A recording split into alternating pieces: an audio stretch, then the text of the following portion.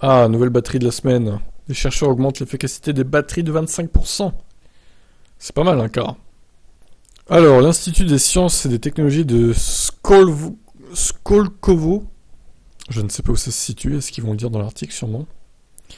Dézoomons, les batteries lithium sont généralement composées de deux électrodes, dont une étant nommée cathode. Cette cathode est composée de plusieurs couches d'oxyde et de métaux, notamment de nickel appelé NMC.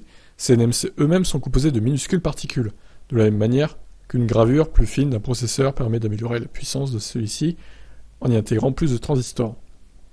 Plus il y a de particules dans la cathode, plus celle-ci est efficace. Or, ces particules prennent généralement une forme pointue et régulière, ce qui les empêche de s'emboîter correctement. En d'autres termes, les cathodes contiennent beaucoup d'espaces vides. Optimiser ces espaces vides permettrait donc d'augmenter l'efficacité de la batterie. C'est précisément à cette tâche que se sont attelés les chercheurs de Skolkovo. Pour ce faire, ils ont modifié la forme des particules. Contrairement aux polycristaux, les particules de poudre n'ont pas de structure interne, il n'y a donc pas d'espace perdu aux limites des grains. Écrit ainsi Alexandra Savina, co-autrice de l'étude.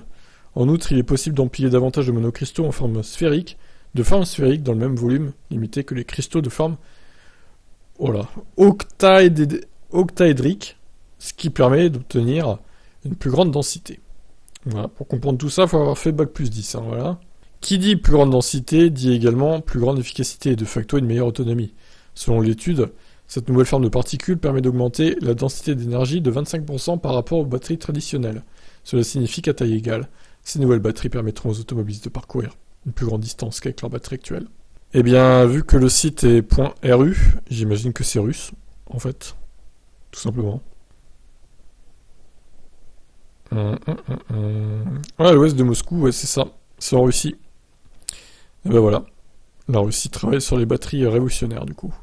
En plus de faire la guerre à l'Ukraine. C'est magnifique. Je vous laisse commenter.